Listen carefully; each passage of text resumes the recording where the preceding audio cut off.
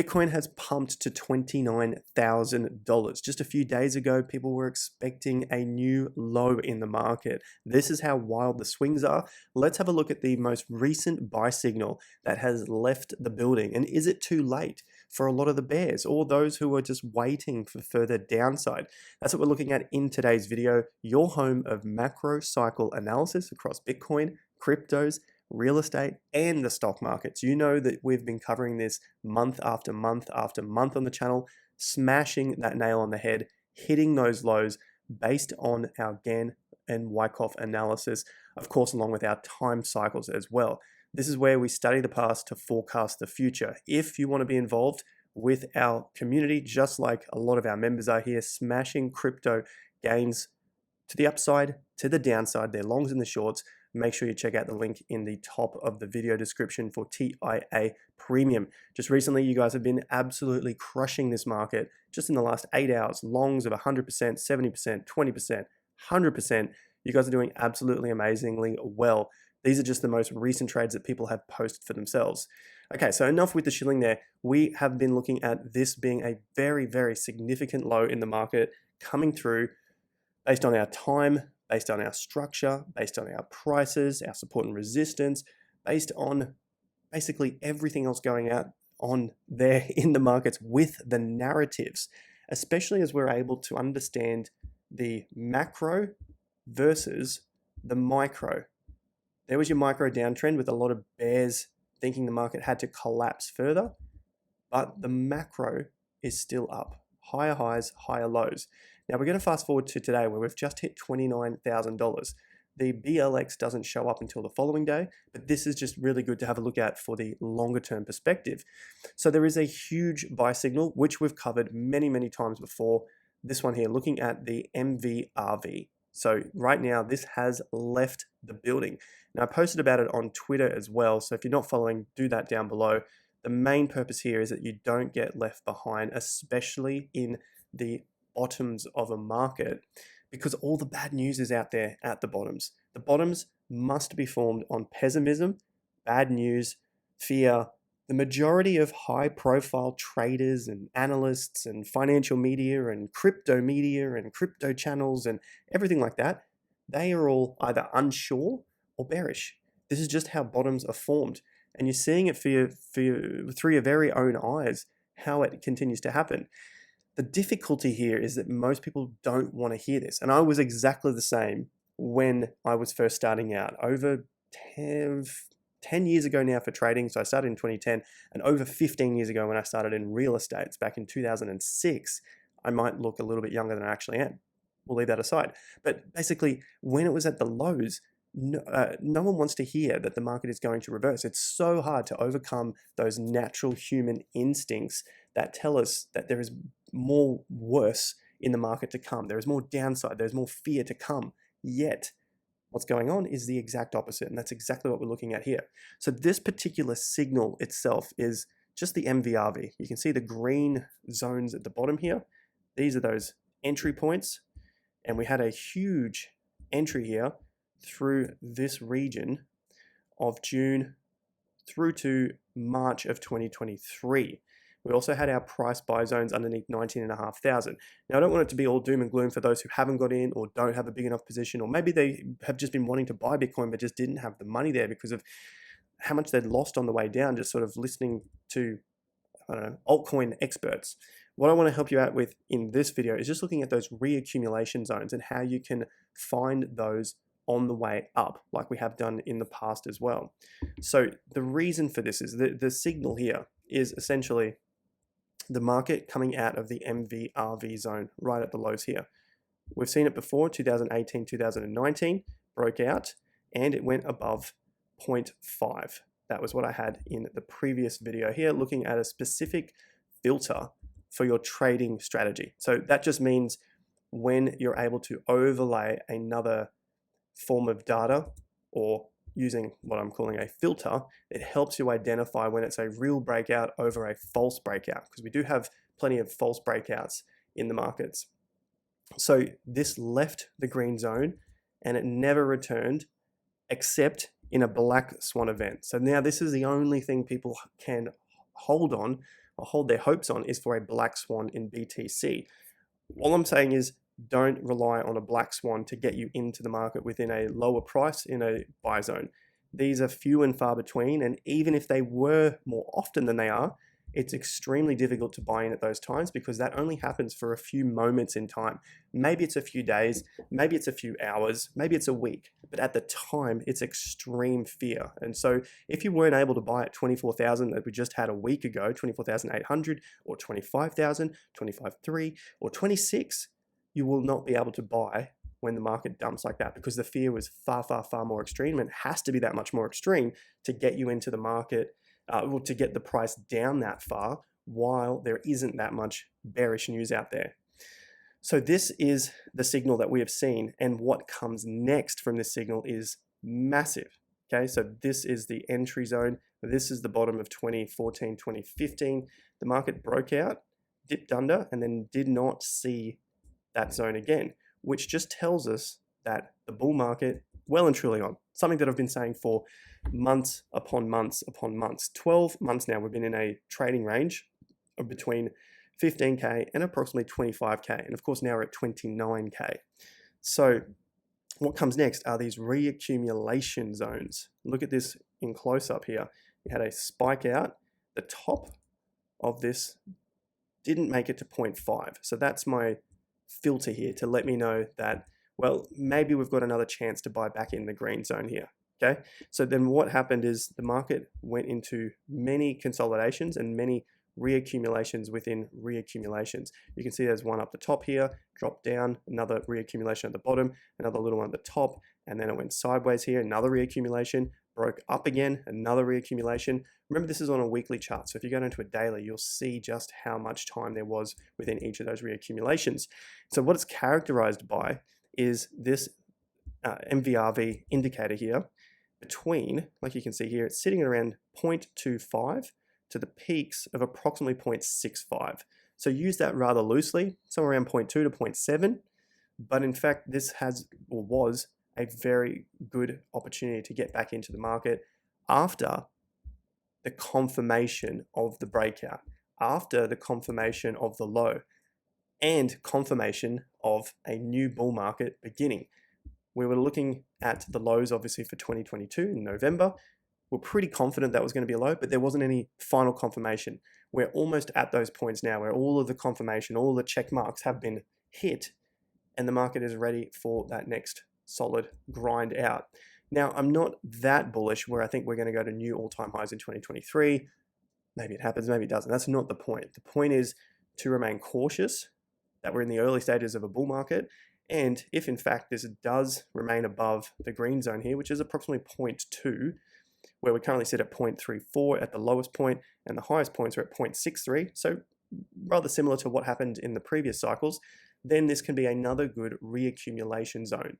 The difference here, pay really, really important attention here. If you were going to be getting into Bitcoin, potentially Ethereum, leave cryptocurrencies, altcoins for now, but this is where the pyramiding structure really needs to come into effect. So what happens to most investors, or retail at least, is that they start to buy a little bit at the lows. They're just getting their feet wet. They're unsure. They're bearish. They're listening to their most favorite high-profile trader who doesn't understand macro, who doesn't understand how macro cycles work, and they're just buying little bits and pieces.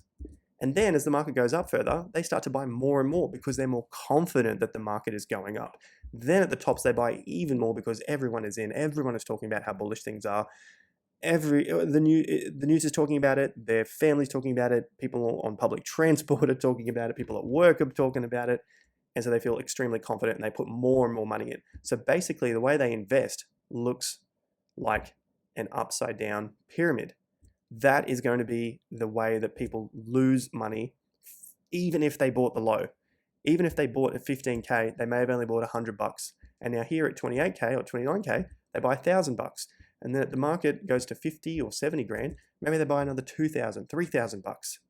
And you can start to see how if that just rolls over just a few percent from 70 grand to 50 grand, they're way down, even though they bought the bottom. That is how you do investing wrong. That is how the biggest players in the game have done it wrong. El Salvador, if we look back, maybe you haven't been in the market that long, so I can just bring you up to speed. El Salvador, they bought tens of millions, if not hundreds of millions, maybe they even got that $1 billion bond out, if you remember that news item. At least Michael Saylor also bought billions of dollars of Bitcoin above 30,000. Market goes down, then they're only buying in the millions. Sounds like a lot, but when you do the maths, they're only buying percentages compared to what they were buying at the top. They're buying fractions now compared to what they were buying at the top. They did the whole Bitcoin thing the wrong way around. That's even the smartest people in the game are doing it the wrong way. Don't be one of them. You don't need to be overly smart. You just need to not do stupid shit in the market. Simple maths. Don't pyramid the other way around. Pyramid this way around. So that is the signal. The signal is leaving the building, but we've got a reaccumulation zone. And the way not to lose is what I just talked about there. Don't be an upside down pyramid. Be a strong based pyramid and work your way up. If you are confident that this is the low, or at least in the low areas, maybe it does go down further. We don't know for sure, but this is how you protect yourself. Form a solid foundation like any good structure. Then smaller and smaller on the way up. You're building positions like that rather than the opposite way around. Okay, so that's what I'm going to mention there. That is how to win the game. It's as simple as it is. All right, so that's what we're looking at short term. We've looked at that before in terms of the signal itself in this particular video, which I did 3 weeks ago. And in terms of the short term, looking at the time frames here, we were waiting on an approximate 8 to 11 or 14 week downtrend. Guess what we got? This is what I put out on Twitter as well. So it's all out here on my Twitter for free. You can check that out. So we're looking at time frames, if I can just find that there. And also a more recent one as well. I won't waste your time. Let's have a look at it here. We're looking at we're looking at 8 to 14 weeks, and I was roughly looking at 11 weeks because here is your downtrend, top to bottom, another top to bottom, there's 11 weeks, and there's 14 weeks, okay? So there have been times in the past where we had to the downside after a pump, we had an 8-week period. Half of 8 is 4. There's a 4-week period. There's another 14, there's another 8. So you can see these numbers repeating. There's 8 from the top to the bottom. There is 7, okay? So that's why we're looking out for that 8 to 14-ish weeks, and we end up with a 9-week down move. So it's most likely now that this is the low. June 15th is a low. We've now broken weekly swing tops. We've broken daily swing tops. We're starting to really form a solid foundation here. And this just continues to fly in the direction of the macro bulls. Be very, very careful of all the narratives that are coming out. We've got all of this Blackrock ETF jargon, GBTC. Basically, if you just want the short version of it, if you understand, then we're going to see all of these big narratives continue to come. Doesn't mean it's going to pump it all the way to 50 grand overnight. But if these narratives continue through into the bull market in 2024, 2025, then people will start to say, this time is different. BlackRock is in. There are massive institutions that are in. This time is different. They weren't in last time. This is a super cycle, yada, yada, yada. I'm only mentioning this now because this is how you got to get your mindset prepared for the absolute bullshit that comes at the tops of the market. I'm having to go at bulls here now because the bulls will be just as annoying as what the bears were at the low, telling us how much further the market had to go down, even though it wasn't going to go down. We had an FTX collapse. That's it. Bear market's over. The bull market started in November of 2022. If you were waiting for this sort of a move to call it a bull market, I'm afraid you're too late. Bull markets start from the low of the bear market, the absolute bottom, measured from that exact date. That's what I'm measuring the bull market from. The feelings of the top of a bull market are not here yet.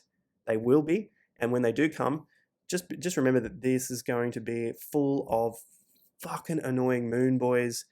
I'm sure many of you call me that already. That's absolutely fine. We're definitely not at that point yet.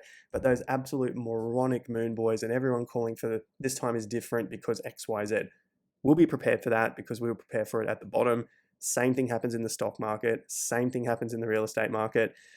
Because I've been in so long, maybe I'm becoming jaded to the fact that humans are pretty stupid when it comes to investing. They keep doing the same thing over and over again. But you and I, we have the edge. The edge is our patience. The edge is understanding human psychology. And more importantly, the edge is the chart. The chart basically marks up human psychology at its finest to the exact detail. The data is right there. We've seen a nice solid pump today. We go down to the daily. Look at that. Yes, maybe we get the pullback. That's fine. We've been up for 1, 2, 3, 4, 5, 6 days already. This is green, but it is actually a down day. It's a lower high, lower low, okay? Don't forget that. We've broken those tops. We've broken this area. Let's see if we can get a nice clean pullback to just readjust this excitement in the market right now. That's what we need. This is the tweet that I was looking for right here. Looking at the next weekly target level, we're looking for a close above 28,500. This is literally a day ago, 24 hours ago. The market was only at $26,500. So you can see how quickly things can run and break key support and resistance levels. In this case, it's broken several key resistance levels. This was one of those significant areas, 28,450, which is why I'm looking for a weekly close above this level. It's not the end of the day. It's not the end of the world if it doesn't close above there. Ideally, we don't want to go any lower than about $27,200. Plenty left in the bag. If you guys want to be part of our membership, TIA Premium, link is in the top of the video description, covering stock markets, real estate cycles, the big one, the economic cycle, the biggest of them all, which is of course including real estate, and cryptocurrency trading to pull those profits from the market and go and invest them in a longer term portfolio, maybe like your real estate portfolio, maybe your stock portfolio, maybe even some more BTC and Ethereum. So congratulations once again to these guys. Like and subscribe to the content. I'll see you back here at the next video. And I've also got an interview coming up with the legend himself, Phil Anderson. So stay tuned for that. Subscribe, like, etc. I'll see you guys in the next video. Until then, take care and peace out.